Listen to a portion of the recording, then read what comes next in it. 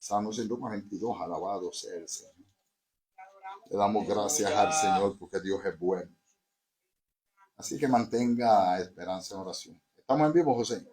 Que la paz de Dios llene su vida. Le damos la bienvenida a este su servidor, licenciado Pastor Luis Antonio Berrío Flores, pastor de la Iglesia Unción de lo Alto, aquí en la vecina ciudad de Harker Heights, Texas. Que la gracia del Rey que vive y reina por los siglos llene tu vida en una manera especial, que sea de beneficio y de bendición para tu vida.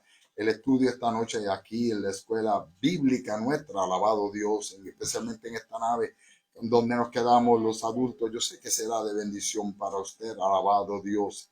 Quiero dar lectura antes de entrar y pasarle la parte a la superintendente. Nosotros vamos a estar en el segundo semestre, vamos a estar, alabado Dios, y hay unos párrafos, hay dos párrafitos, dos o tres párrafos que hay necesario leer antes de pasarle la parte a los maestros, y la hermana los estará leyendo. Alabado sea el Señor. No todo el de eso, pero en la introducción. Pero decía el salmista en el Salmo 142, si usted tiene una Biblia en su hogar, alabado Dios, y nos está siguiendo y desea, alabado Dios, si no hay, tranquilito, tranquilita, escuche lo que Dios quiere decir a nuestra vida, porque la palabra dice que Jehová está en su templo, calle delante de él toda la tierra. Salmo 142 lee para la gloria del Dios Trino, Padre, Hijo, y la dulce comunión de su Espíritu Santo. Y la iglesia que va a aparecer, lo decimos una voz. Amén. Con mi voz clamaré a Jehová. Con mi voz pediré a Jehová misericordia. Versículo 2. Delante de él expondré mi queja. Delante de él manifestaré mi angustia. Cuando mi espíritu, versículo 3, se angustiaba dentro de mí, tú conociste mi senda. En el camino en que andaba, me escondieron lazo. Versículo 4. Mira mi diestra y observa, pues no hay quien me quiera conocer. No tengo refugio, ni hay quien cuide de mi vida. 5. Clamé a ti, oh Jehová. Dije, ¿qué dice ahí? Tú eres mi esperanza y mi porción en la tierra de los vivientes. 6. Escucha mi clamor, porque estoy muy afligido. Líbrame de los que me persiguen, porque son más fuertes que yo. Y el versículo 7. Saca mi alma de la cárcel, para que alabe tu nombre. Me rodearán los justos, porque tú me serás propicio. Por eso vuelvo y recito que el dicho en Puerto Rico dice que no hay mal que dure 100 años, ni cuerpo que lo resista. Alabado Dios. No hay pruebas que vayan a sucumbir nuestras vidas. Si usted y yo nos rendimos, yo le digo entonces que la prueba entonces nos ganó. Pero mientras tengamos al Señor y nuestra confianza esté puesta en Él, que es nuestra esperanza, como decía el Salmo 91, al Altísimo por nuestra habitación, nadie nos va a ganar. Padre mío, gracias te doy por esta preciosa palabra, Dios eterno. Tu palabra es vida. Padre mío, tu palabra es la verdad. Gracias por cada promesa que también la misma encierra para con cada una de nuestras vidas, para con cada uno de aquel que la recibe. Gracias porque tu palabra no está presa, sino que tu palabra seguirá corriendo. Tu palabra seguirá siendo predicada en los pueblos, en las naciones. Mi alma alaba a Dios. Bien tú lo dijiste, mi Cristo amado, y será predicado este evangelio del fin, aleluya, para todas las naciones. El evangelio del reino será predicado a todas las naciones. Entonces vendrá el fin, porque todavía hay vida que necesitan conocerte verdaderamente quién eres tú a través de esta grande y preciosa palabra, que lo único que se da la tarea cuando la predicamos y le enseñamos cómo es de redarguir al hombre de pecado, de traer al hombre a manso, aquí va la convicción de cuál real y verdadero, de cuál fiel es aquel que ha prometido y habrá de cumplir. Padre mío, a ti damos la gloria y la honra. Gracias por este tiempo de refrigerio durante el clamor. Ramamanso, alabasaya. Iba, Soler, Ramajala. Padre mío, síguete glorificando, moviéndote, Espíritu Santo, también a través de esta plataforma del Facebook Live y todo medio, Padre mío, de comunicación que usted provoque que haya un enlace en esta noche. Padre mío, que nosotros nos encargaremos de darte a ti la gloria y la honra. Por los méritos de Jesucristo quiero presentarte, Padre mío, nuestra caja de petición, cada petición aquí escrita y el deseo del corazón en la vida del pueblo. Esa amistad dijo, deleítate a sí mismo en Jehová y Él te concederá todas tus peticiones. Verás el deseo de tu corazón cumplido, siempre que sea conforme a la voluntad del Rey que vive y reina. Gracias por las que no han sido contestadas, que yo sé que en el tiempo que tú contestes escucharemos palabras de testimonio de cuál bueno tú has sido para con su vida. En el nombre de Jesús, ahora yo te presento cada maestro, te pido Espíritu Samalai, Kima, Ramasaya, Alaha, oh Espíritu Santo, que tú le des luz, Padre mío, a través de gloriosa y majestuosa palabra. Revela, habla, manso, Kima, Sojarabasaya, inquietudes, contesta, Padre. Mi alma alaba a Dios y a ti daremos la gloria. Usa la maestra de los niños, usa la maestra de los jóvenes y juveniles. Usa, Dios mío, alabado Dios, la encargada de esta clase de adultos en esta noche. Y a ti siempre daremos la gloria y la honra.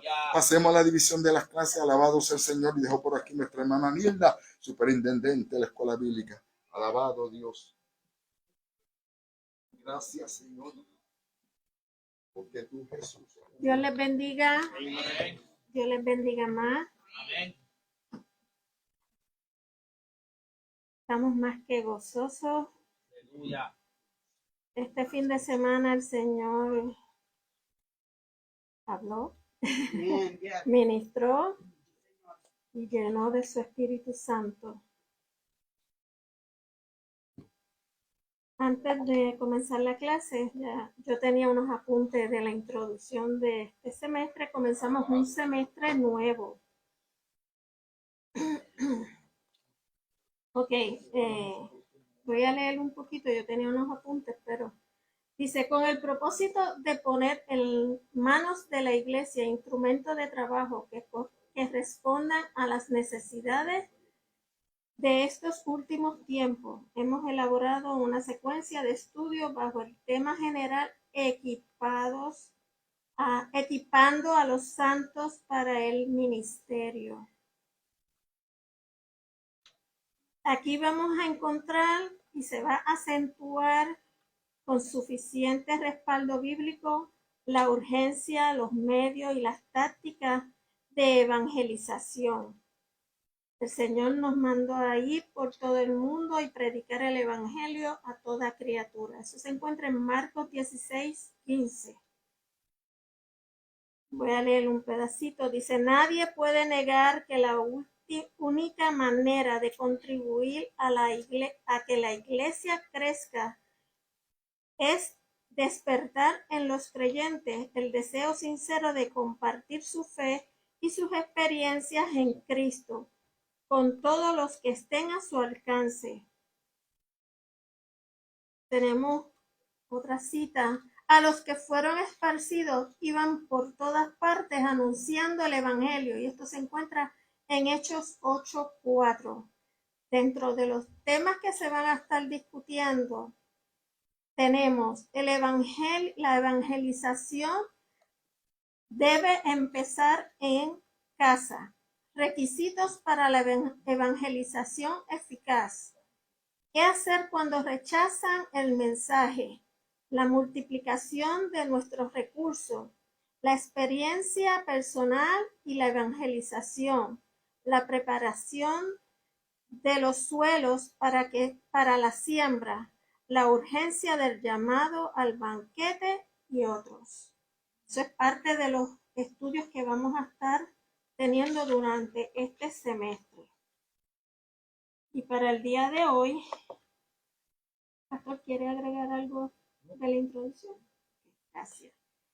Para el día de hoy vamos a tener el estudio número 14.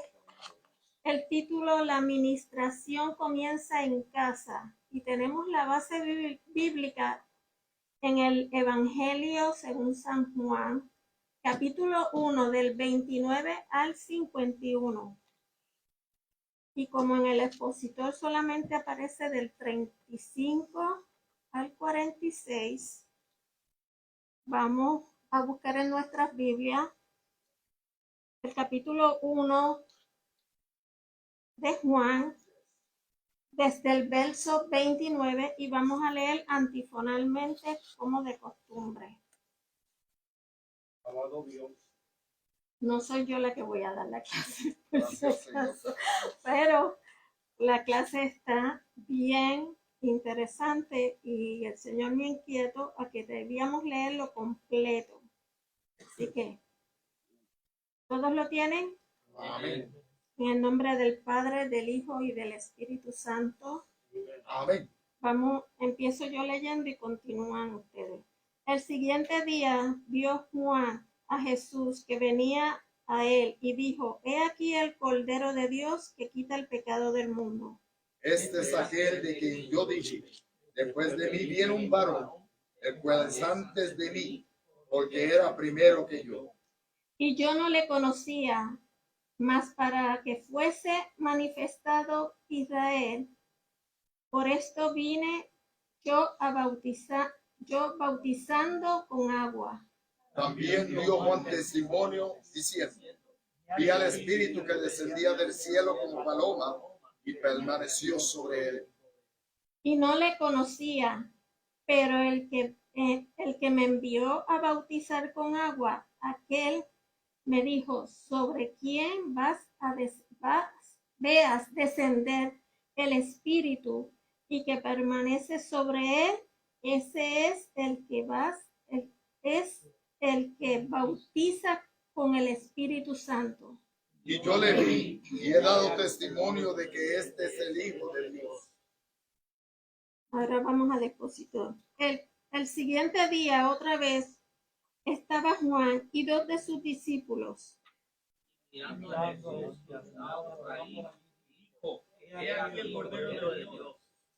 Él le oyeron hablar los dos discípulos y siguieron a Jesús. Y volviéndose Jesús, y viendo que le seguían, le dijo: ¿Qué buscáis? Ellos le dijeron: Rabí, traducido es maestro, ¿dónde moras? Y les dijo: venid y ved.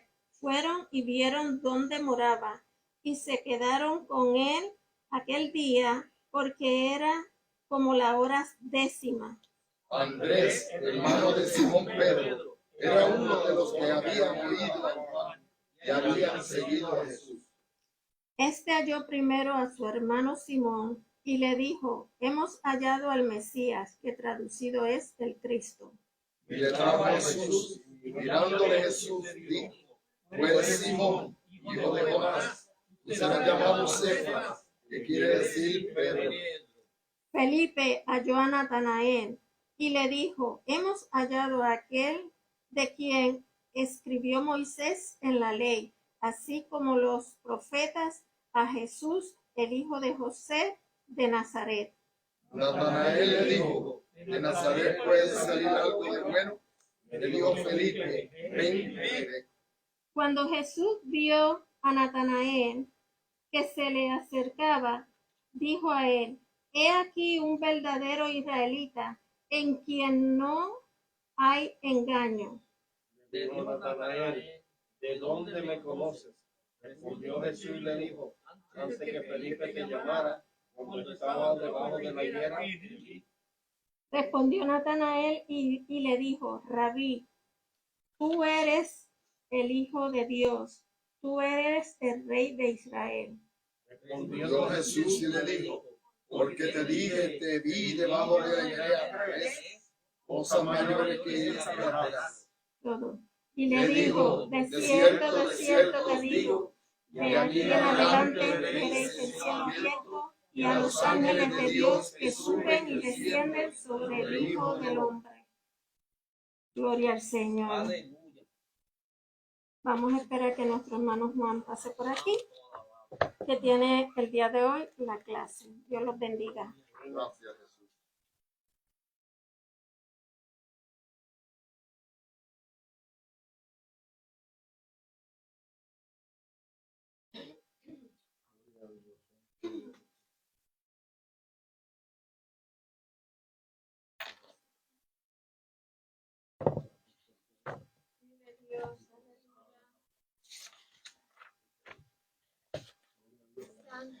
Dios bendiga. Amén. Permiso.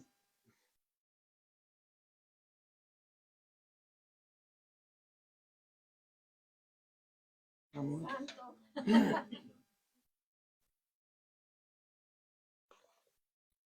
Como dijo nuestra Superintendente, la clase para hoy se llama La administración comienza en casa.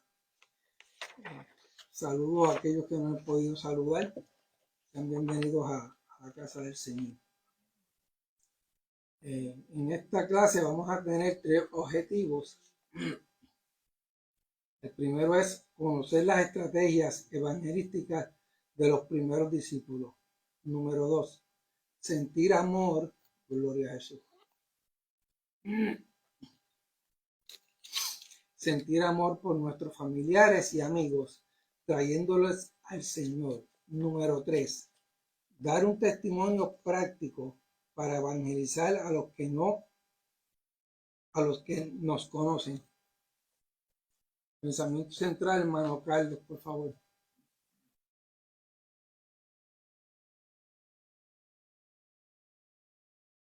Una de las estrategias evangelísticas más eficaces es ganar almas en el entorno familiar y de amigos. ¿Puedes aportar algo sobre? Nosotros como cristianos debemos ser el ejemplo a nuestras amistades y a nuestros familiares. Hermano Joel, por favor, el texto abre. Este halló primero a su hermano Simón y le dijo: hemos hallado al Mesías, que traducido es el Cristo, y le trajo a Jesús. Juan 1:41. Gracias, amado. En la enseñanza, en los datos generales, la enseñanza dice que el primer paso en la evangelización se debe llevar a cabo en la intimidad del hogar y en el círculo de amistades. El autor de este libro es el mismo apóstol Juan. Los personajes para el mismo es nuestro Señor Jesús, Juan el Bautista, el apóstol Juan, Pedro, Felipe, Natanael y Andrés. La fecha de este libro aproximadamente se cree que fue escrito en Éfeso primeramente y está alrededor del año 90 después de Cristo. El lugar en que surge esta dinámica es Betabara, al este del Jordán, donde Juan el Bautista bautizaba. En el bosquejo tenemos tres partes. La primera es: Juan el Bautista empezó por presentar a Jesús a sus discípulos. Número 2, la evangelización se inició entre familiares. Y número 3, la evangelización continúa entre amigos y conocidos. En la introducción dice que después de recibir a Jesús, el Señor y Salvador, y experimentar un nuevo nacimiento, compartir a otros del inmenso amor de Dios es el privilegio más grande que un creyente puede disfrutar. Y es uno de los deberes más elementales de la vida cristiana. Jesús nos encargó a nosotros como iglesia y en aquel tiempo a los creyentes que la iglesia debía que llevar la gran comisión. Y la gran comisión es ir por todo el mundo y predicar este evangelio a toda criatura. Dice que la primera pregunta que puede surgir es: ¿a quién debo ir primero para hablarle del Señor? En el primer lugar, hay que empezar en casa, o sea, con nuestros familiares, los que están en nuestro entorno. Al hombre a quien Jesús liberó de los demonios y le dio la vida totalmente nueva, también le mandó, diciéndole que se fuera a su casa, a lo suyo, y que le contase cuán grandes cosas el Señor había hecho con él y cómo ha tenido misericordia de este hombre. Y eso lo encontramos en Marcos capítulo 5, verso 19. Segundo, debemos empezar con nuestra propia experiencia. Cuando nosotros no le servíamos al Señor, vivíamos de una manera totalmente diferente hacíamos lo que deseábamos, o sea, no teníamos un control de nuestra vida. Ahora, una vez vamos a los pies del Señor, pues entonces toda esa vida debe que cambiar. ¿Por qué? Porque Jesús nos hace nueva criatura. Y la primera vez, y dice que el mejor método y el más recomendable para todo creyente es partir de su propio testimonio, en base a lo que usted va viviendo día a día y que el Señor va obrando en usted. De esa misma manera, usted le puede hablar a sus familiares, a sus amigos, compañeros de trabajo, no importa dónde esté, usted va a aprovechar y si tiene la oportunidad, úsela para ministrarles a otros. Hay ocasiones también que no solamente con nosotros llevar el evangelio, sino con nuestro modo de actuar, nuestra forma de ser, ya o sea, con eso empezamos a demostrarle a los demás que hay un cambio en nuestras vidas. En la primera parte dice que Juan el Bautista empezó por presentar a Jesús a sus discípulos. Aquí hay unas definiciones que dice: el siguiente día vio Juan a Jesús. Y esto está en Juan 1:29.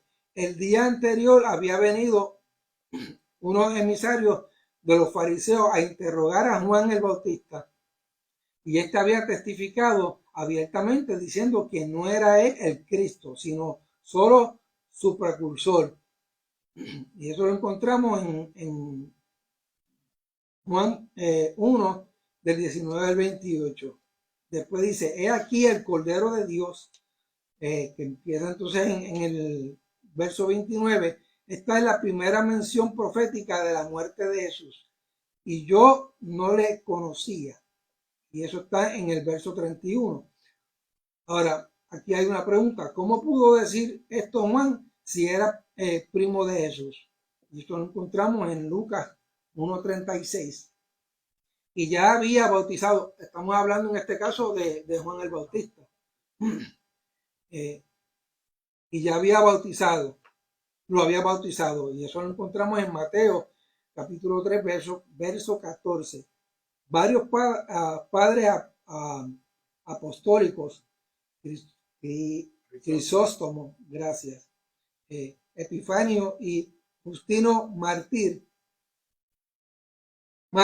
gracias, pensaban que Juan no conocía a Jesús debido a su largo retiro en el desierto.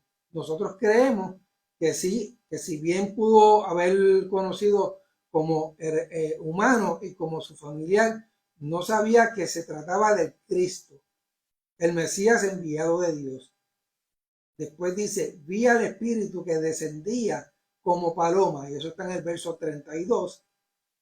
Y esto comprueba que el acto del bautismo en las aguas de Jesús y la manifestación trinitaria, que lo dice Mateo capítulo 3, versos 13 al 17, habían sucedido antes de este testimonio de Juan. En la parte A dice que Juan fue el primer ejemplo en la evangelización. Vemos aquí en el estudio que Juan fue el precursor o el que empezó abriendo el camino para Jesús,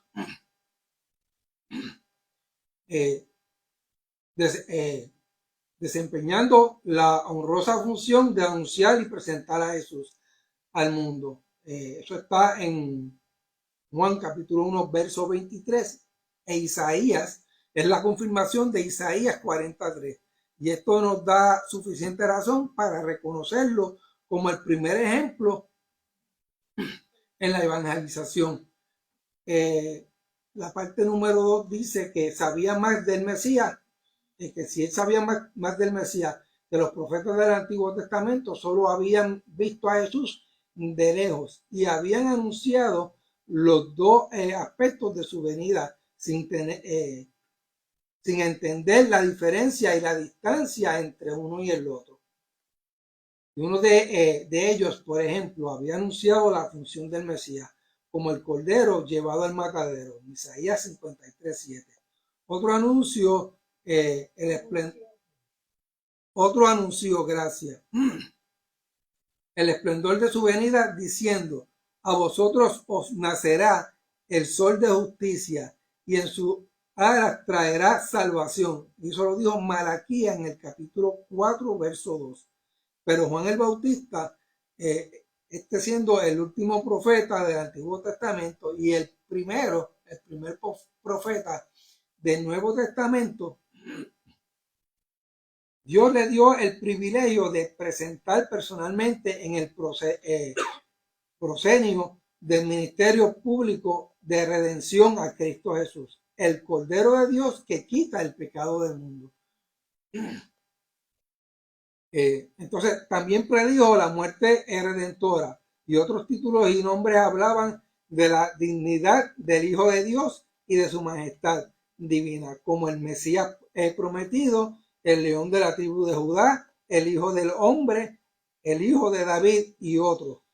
Pero hablar de él como el Cordero de Dios es orientar el pensamiento hacia la clase de muerte que el Salvador habría de sufrir a fin de coronar triunfalmente su misión expiatoria, que eso es la muerte de cruz. Y no había nada romántico ni social en su presentación como el Cordero, pues la sola mención de dicho título hacía pensar en una muerte sacrificial. Y no obstante, para la evangelización del pecador es necesario empezar por establecer la base del plan de redención. Y eso lo encontramos en Primera de Pedro, capítulo 2, verso 21. En la cuarta parte de estos puntos que están trayendo, dice que fue el primer evangelizador, Juan el Bautista, y habló de la eficacia de la muerte al decir que quita el pecado del mundo.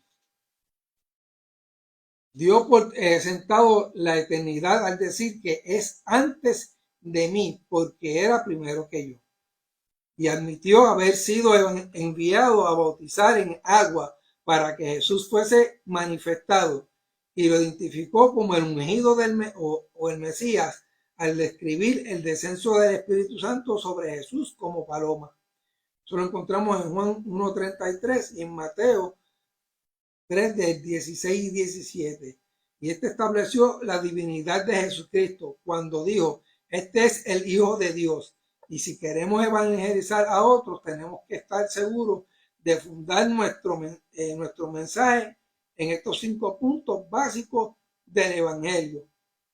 La parte B dice, el inciso B dice: los primeros en aceptar su testimonio fueron sus discípulos. En el punto número A dice que la segunda presentación, consecuente con su concepto de Jesús, Juan volvió a señalarlo al día siguiente como el Cordero de Dios. Y esto parece indicarnos que la idea del Cordero divino iba unida al concepto de los logos encarnados, ya presente en muchos corazones con la esperanza del Mesías. Dos cosas interesantes hay que destacar en este evento. Número 1, la actitud de Juan. Este mensajero de Dios sabía que la repetición de tan elocuente anuncio iba a despertar poderosamente el interés de estos 2 discípulos suyos en cuanto a la verdadera identidad de Jesús. Y esto podría resultar como un efecto secundario, que en efecto sucedió, en que ellos lo abandonarían. O sea, básicamente los 2 discípulos que andan con Juan el Bautista, al presentarlo Juan el Bautista, presentar a Jesús como el Cordero de Dios, les va a abrir entonces un poco más el entendimiento, y esto tienen 2 opciones: o se quedan con Juan o se van con Jesús. Y ellos lo que hacen es que deciden seguir a Jesús.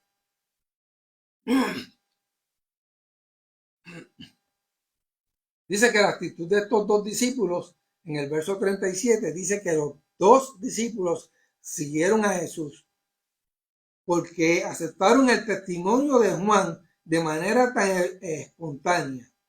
Entonces no cabe ninguna duda de que su disposición a creer y obedecerle se debió a que tenía absoluta confianza en el testimonio de su maestro. En este caso estamos hablando de Juan el Bautista. Si el presentador hubiese sido un desconocido, quizás habrían titubeado o pasado por alto el mensaje. O sea, si hubiese sido otra persona, se quedan donde está y que sigue caminando solo. Dice que como creyente responsable de presentar a Cristo a otros, debemos aprovechar cuánta oportunidad tengamos de hablarle del Señor a todos aquellos a quienes ejercemos algún tipo de influencia, como por ejemplo nuestros hijos, nuestros familiares, papá, tío, abuelo, amigos, vecinos, no importa quién, debemos aprovechar esa oportunidad. En la segunda parte, la evangelización se inició entre familiares. Permiso.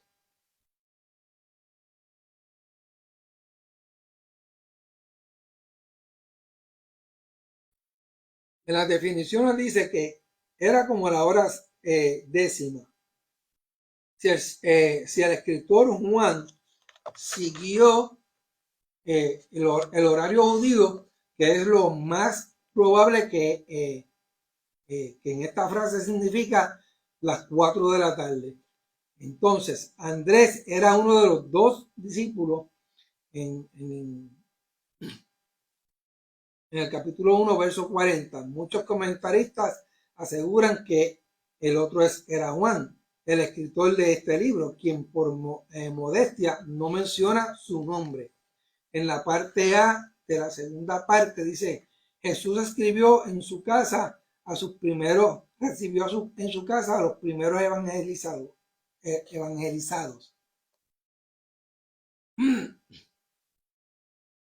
En la búsqueda de una amistad, estos 2 discípulos que escucharon la vehemente presentación de Juan, que Juan hizo de Jesús, se sintieron profundamente motivados a seguir al maestro. Ahora, esto también nos hace ver que hubieron otras personas que siguieron a otros, como en el caso de Ruth, la moabita, que en su momento dado decide seguir entonces a Noemí, que era su suegra. También podemos ver en el caso de Eliseo, Elías en un momento dado le hace el llamado y Eliseo todo el tiempo está detrás de Elías. No importando lo que Elías le dijese, quédate aquí, quédate allá, o ve, acuéstate, duérmete. No importa lo que el hombre le dijera a Eliseo, Eliseo siempre estaba detrás de Elías, porque a la larga y a la postre, Eliseo estaba buscando algo que para efectos de Elías tenía, pero lo que quería era la doble porción que el siervo tenía. Ahora, la aceptación de los amigos y lo maravilloso de este caso fue que Jesús no los rechazó.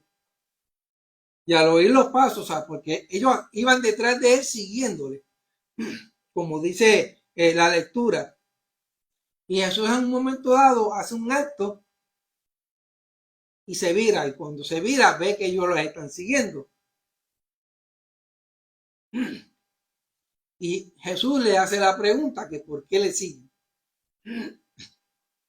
O a quién buscan.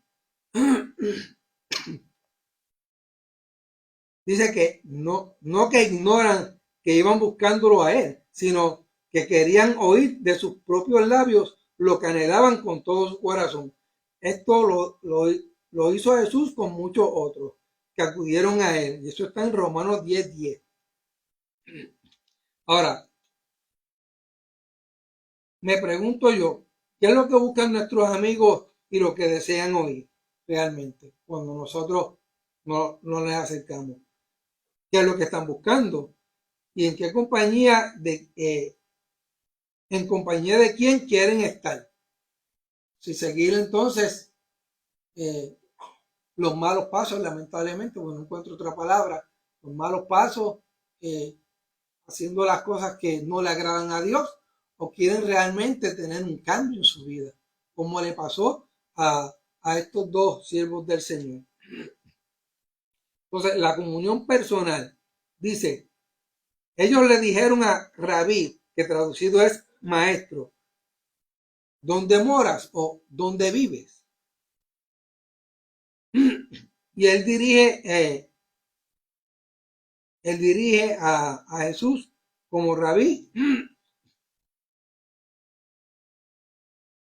No lo hace pensar que la intención de estos dos hombres iba mucho más allá de un mero acercamiento casual al Cordero de Dios. Sin embargo, no debemos olvidar que este primer encuentro fue solo para reconocimiento y conversión. Más tarde se les haría el llamamiento definitivo al discipulado. Jesús lo recibe dice que Jesús recibe a todo el que le busca. Lo importante para ellos fue la bondadosa respuesta de Jesús. ¿Quieres saber dónde vivo? Pues ven, sígueme y yo te enseño. A veces nosotros también lo hacemos. ¿Tú quieres saber dónde yo vivo? Pues vente, sígueme, que yo voy. Y de ahí yo te digo para dónde vas a salir. Dice que al ver la actitud decidida, firme de estos dos, de buscarlo y conocerlo más íntimamente, no vaciló en abrirles el corazón, recibiéndolos a solas y tener con ellos una comunión que fortaleció su fe recién iniciada. En la parte B, en el inciso B dice, Andrés evangelizó primero a su hermano Simón.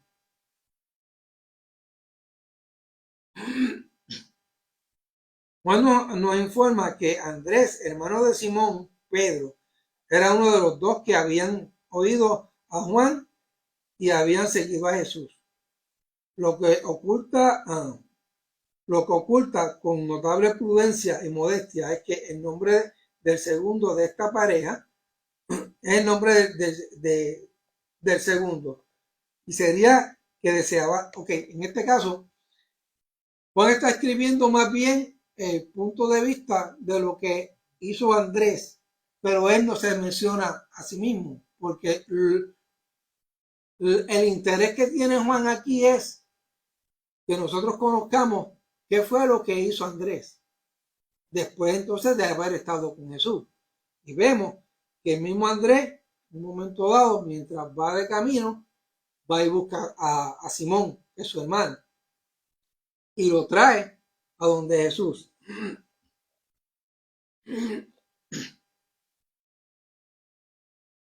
Dice que en todo caso, como su interés no era hablar de sí mismo,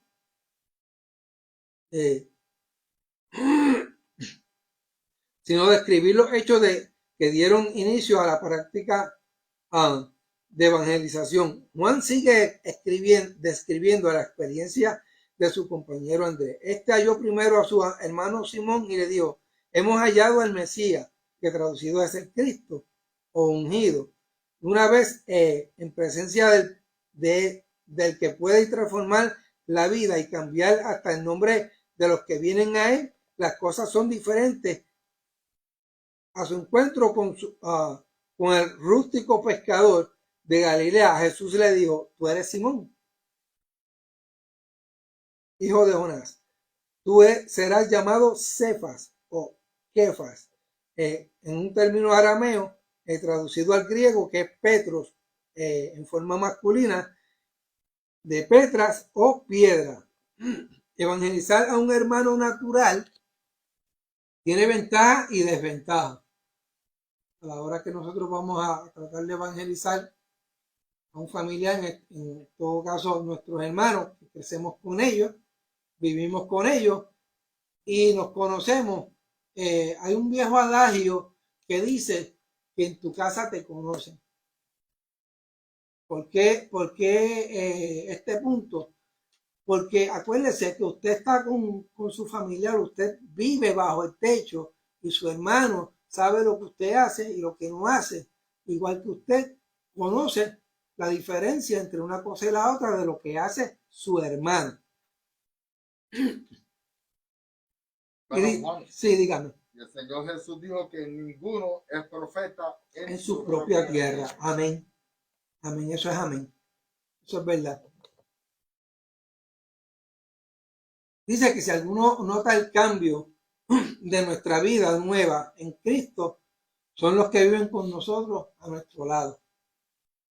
Entonces, la segunda consiste en la similitud que hay entre el estilo de vida de dos que han crecido juntos y recibido las mismas tradiciones y vivido las mismas experiencias. Entonces, la tercera dice que es el amor de hermanos, el cual hace que anhelemos para ellos lo bueno que hemos descubierto. Eso es como, por ejemplo, usted salió a buscar un trabajo y su hermano está en su casa esperando tal vez a que usted llegue o haciendo algo, y de momento usted llegó y lo primero que usted hace es que cuando encontró el trabajo, se lo encontró, le dijo, no, mira, Cristian, encontré un trabajo, lo encontré en tal sitio, qué sé yo qué, y voy a empezar mañana a trabajar. Eso es una buena noticia. Entonces, por tanto, es lo mismo cuando venimos a los pies de Cristo. Empezamos a tener nuevos cambios. El Señor empieza a bregar en nuestras vidas y eso se va a reflejar. Y ellos lo van a notar. Ahora, la desventaja que tenemos en esto cuando estamos tratando de evangelizar a nuestros familiares, dice que en primer lugar está la informalidad con la que comúnmente uno se relaciona con el hermano. Que antes nos saludábamos de una manera, ahora es, pues Dios te bendiga, buenos días, antes tal vez hasta tocábamos la mano, ahora eso no lo hacemos. Sino Dios te bendiga y tratamos de saludarlo correctamente. Entonces ya ahí empezamos a ver que el otro va a chocar con la respuesta que nosotros estamos brindándole.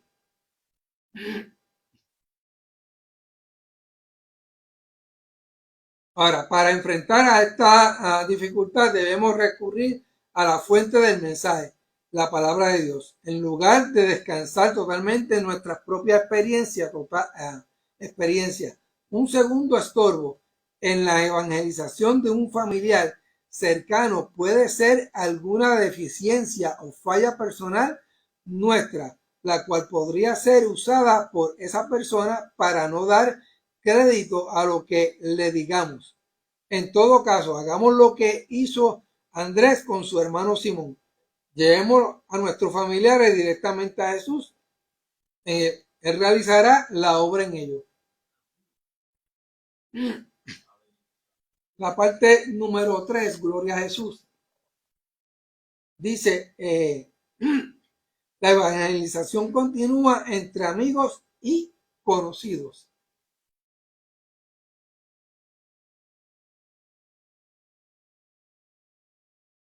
Dígame.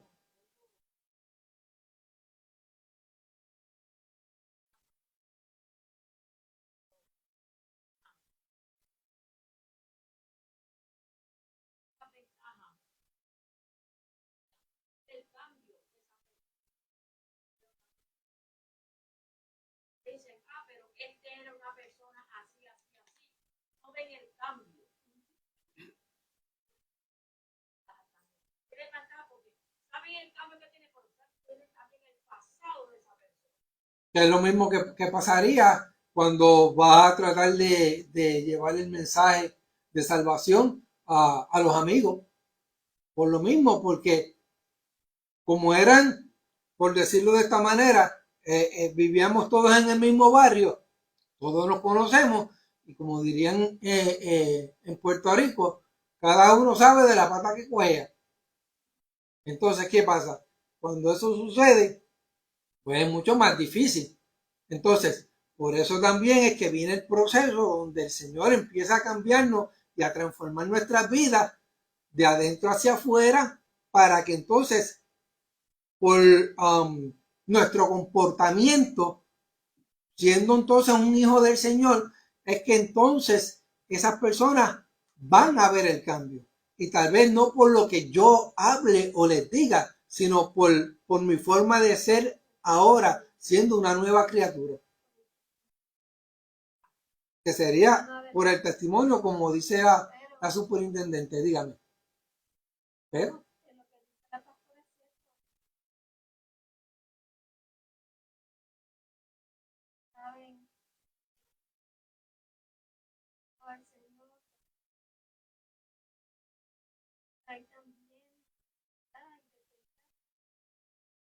Exacto. To comment on that, some family members are just so used to how we were act around them, and then that they're not used to the new transformation. Exacto. Mi amigo, ya estamos acostumbrados a como cuando uno viene al camino así, beber, ¿verdad? Exacto. Entonces ellos son los primeros que te juzgan también, Sí. Porque, pasado al pasado, y no ven el cambio que Cristo hace. amén. Dice,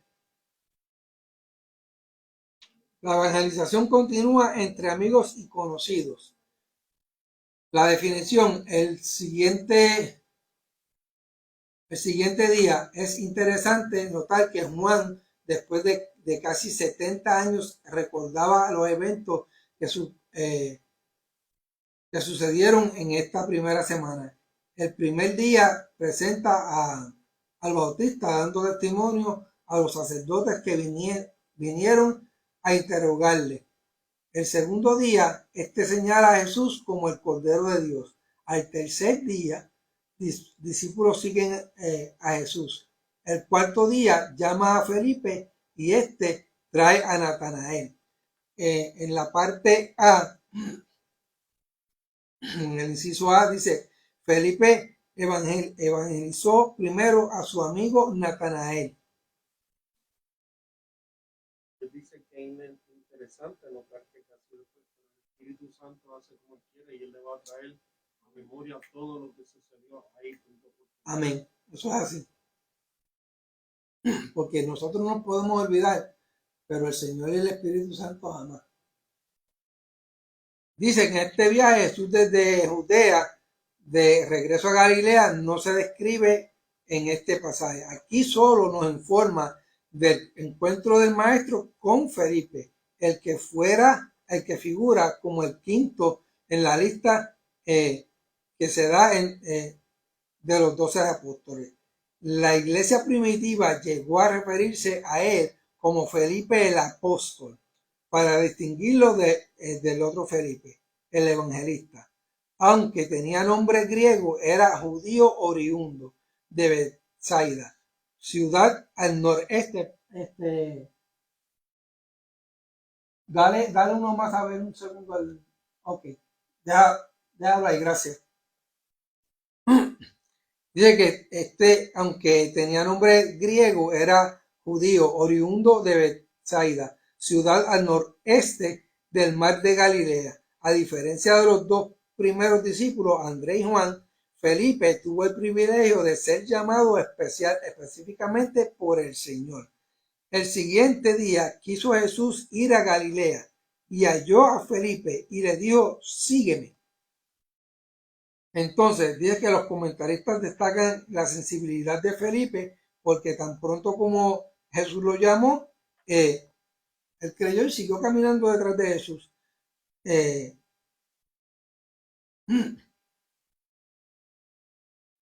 Dice que lo aceptó decisivamente y se convirtió en su discípulo. Muchas cosas se dicen de él, pero su primera y más notable acción fue evangelizar a su amigo Natanael. En esta frase iniciales de su mensaje se puede detectar notas fuertes y débiles, como le suele suceder a cualquier creyente cuando empieza a dar sus primeros pasos en la evangelización. O sea, que esto tampoco puede ser una cosa de que usted, si están las notas débiles, pues no se preocupe, el Señor va a obrar en eso y lo va a ayudar. Dice que en sus notas fuertes fueron las aplicaciones de la profecía del Antiguo Testamento, que básicamente era lo que ellos tenían a la mano para poder estudiar, y era lo que se leía en ese tiempo. Dice que lo que escribió Moisés, hemos hallado a aquel a quien escribió Moisés en la ley, así como los profetas. Entonces, esto indica que Felipe era un nacido lector y conocedor de la escritura del Antiguo Testamento. O sea, que él se dedicó a empaparse mucho antes, entonces, me da a entender a mí, mucho antes de que conociera al Señor y que Jesús mismo le hiciera el llamado.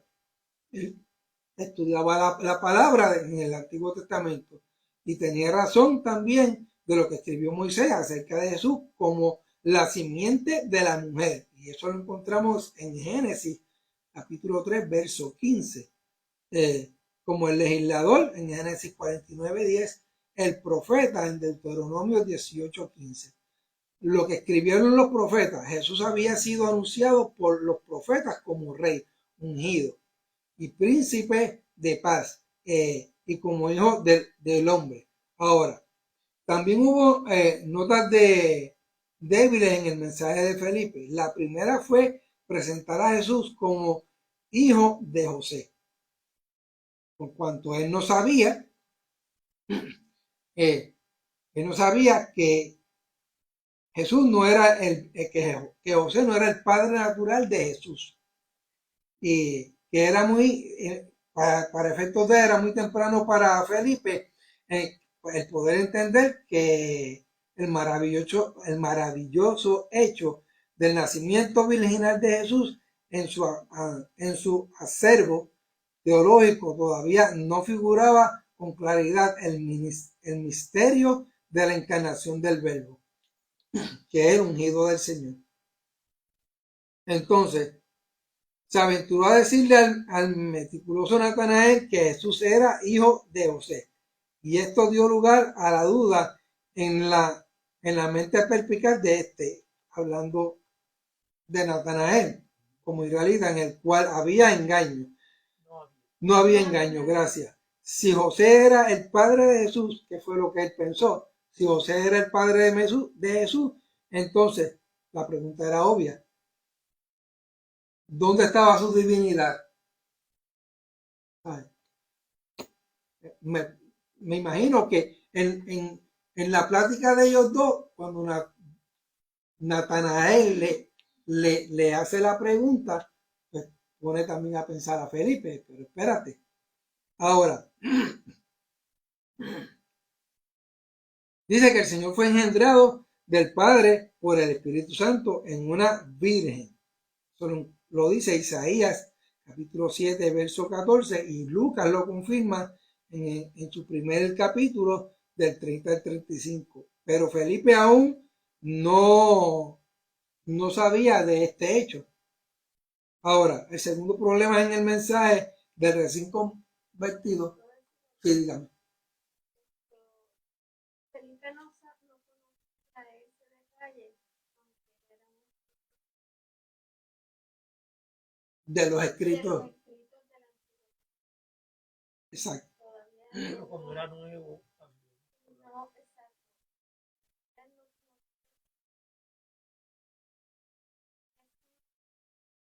Era hijo de José o no era hijo de José. Luego, en el camino.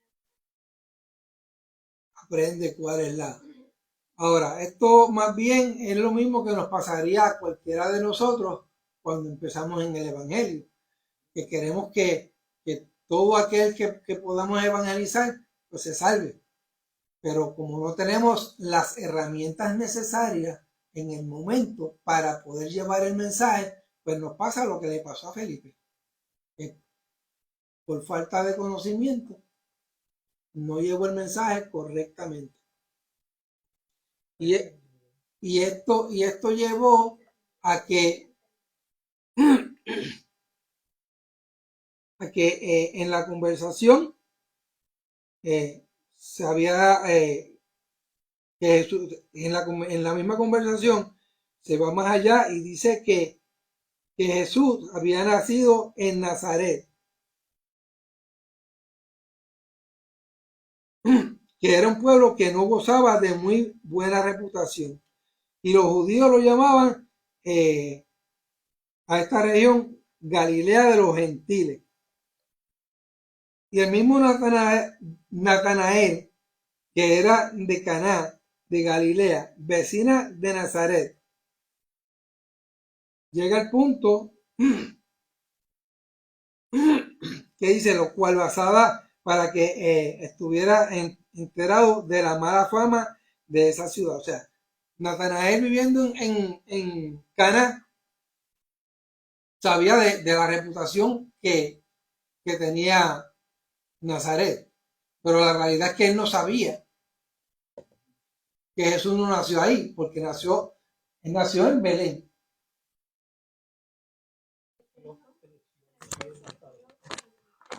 Correcto. Dame un segundito, voy por aquí, gracias. Natanael nace y vive en el área de en Caná.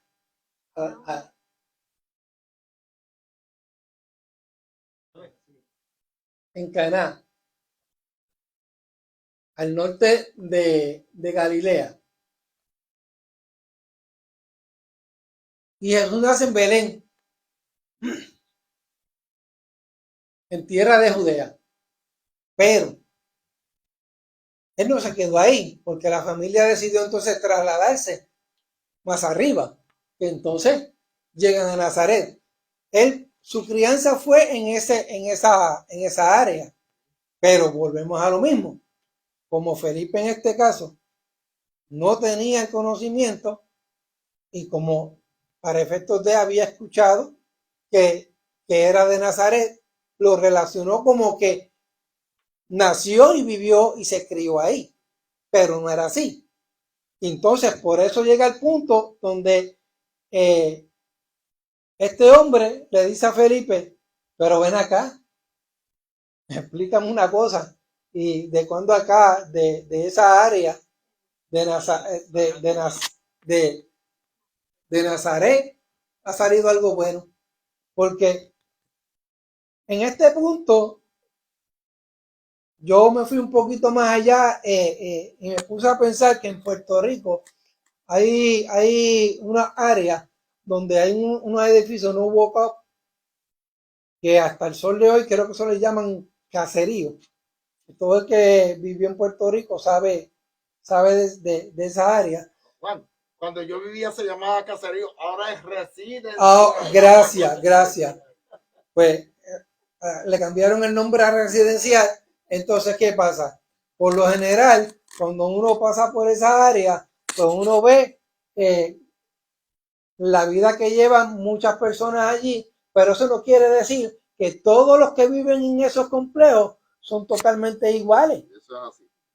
Porque tal vez están viviendo ahí porque no hay de otra, fue lo que pude conseguir y necesito un techo para tener a mis hijos, a mi esposa y criarlos en alguna zona. Eso fue lo mismo que le pasó a Jesús. Que José y María, después de haber salido de Belén, siguieron hacia el norte y llegaron a Nazaret. Exacto, ¿ves? Eso pasa en cualquier país, en cualquier lugar, digamos. José y María vivían en Nazaret. Ellos fueron a Belén. Por ejemplo, una vez que María tiene a Jesús, entonces que vuelven a su ciudad natal. Es criado entonces Jesús. Se crió. Por eso es. Ahora, vemos aquí que ante tal rivalidad entre ellos dos, Felipe dijo, ¿sabes qué? Mira, yo lo voy a hacer mejor. Felipe era nuevo y le estaba explicando cosas a él que él mismo no sabía. Es que así mismo hay gente que dice que son evangelistas, pero es que están recién convertidos y quieren avanzar tan rápido que ya que creen que saben todo. Entonces cometen muchos errores. Por eso fue que entonces Felipe le dijo, mira, yo no voy a discutir más contigo. ¿Tú quieres saber la verdad? Sígueme, que yo te voy a llevar donde el que realmente sabe y te va a decir. Dígame.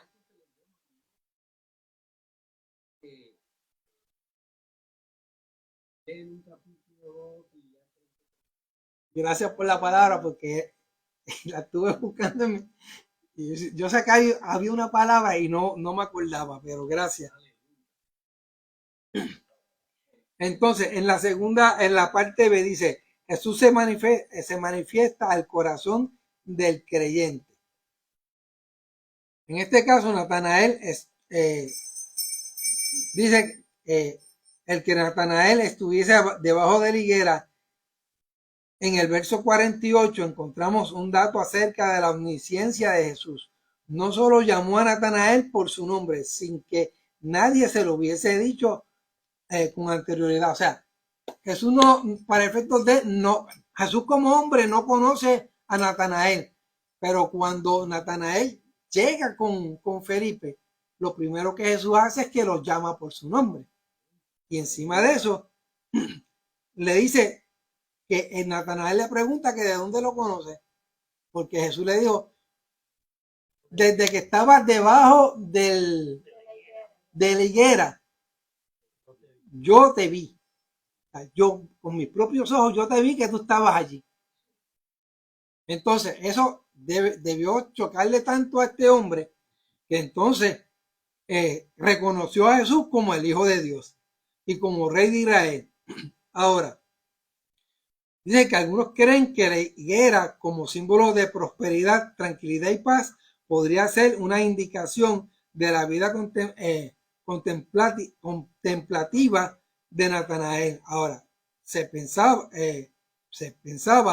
de los estudios y los datos de la escritura como personas que se sentaban debajo de una frondosa higuera a nutrirse con los recursos del saber, que serían en este caso los libros, lo que pudieran tener para poder informarse. Dice que Jesús quizás quería reconocer y celebrar la inteligencia de este sincero israelita. Y era una persona como él son difíciles de evangelizar, pero una vez convertidos, vienen a ser pilares de la fe. Sin embargo, Jesús le comunica a sus más recientes evangelizados que a partir de ese momento cosas mayores habrían de ver. Entonces, lo que significa la revelación de Dios al hombre de corazón receptivo, le hizo recordar la experiencia de Jacob en Betel, donde Dios le mostró una gran escalera que ascendía al cielo, por la cual subían y bajaban ángeles. Y eso lo encontramos en Génesis capítulo 28 del 10 al 17. Ahora, este verdadero israelita se le promete que tanto él como todos los que crean en Cristo verán el cielo abierto y los ángeles del cielo de Dios que suben y descienden sobre el Hijo del Hombre. Y este Jesús es la escalera de Jacob que ha unido al hombre con Dios. Veamos entonces el resumen, vamos a las preguntas. La número 1 dice, menciona algunas razones por lo que decimos que Juan fue el primer ejemplo de la evangelización. Pastora.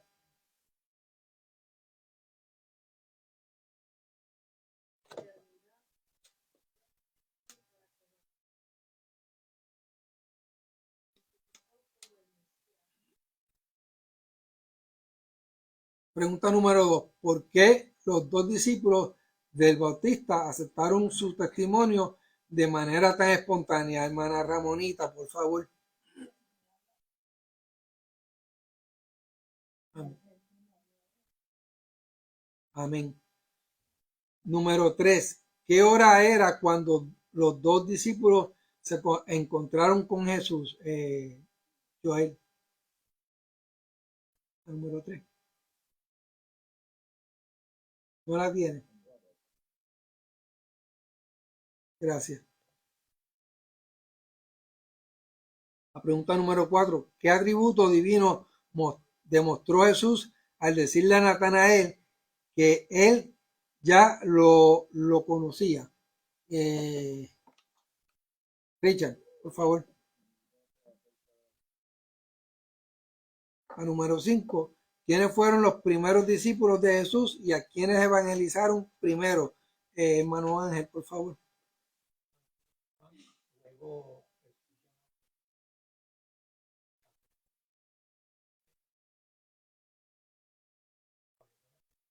Amén. Aquí mi parte. Dios les bendiga.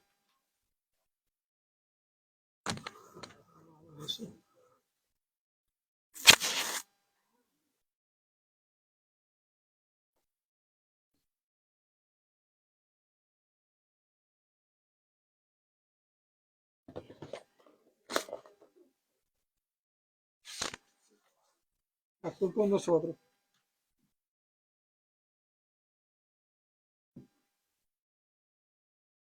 Alabado sea el Señor. Qué bueno es Dios. Estos estudios ahora que estamos cubriendo, más alabado Dios. Anuncios proféticos. Nos vamos a despedir de ahora de la plataforma del Facebook Live, deseando a Dios, deseándole a cada uno de nuestros hermanos que Dios haya bendecido su vida y que la paz de Dios de una manera especial sea manifestado. Que si usted está enfermo, haya recibido sanidad. Alabado sea el Señor. Si te sientes sin fuerza, que el Señor renove tu fuerza. Estaremos orando por usted. Alabado Dios. Y que si Cristo viene esta noche, alabado Dios, usted esté preparado, preparadita. Alabado Dios, para que pueda escuchar ese último clarín. Alabado Dios, que la paz de Dios llene tu vida. Maranata, nos despedimos.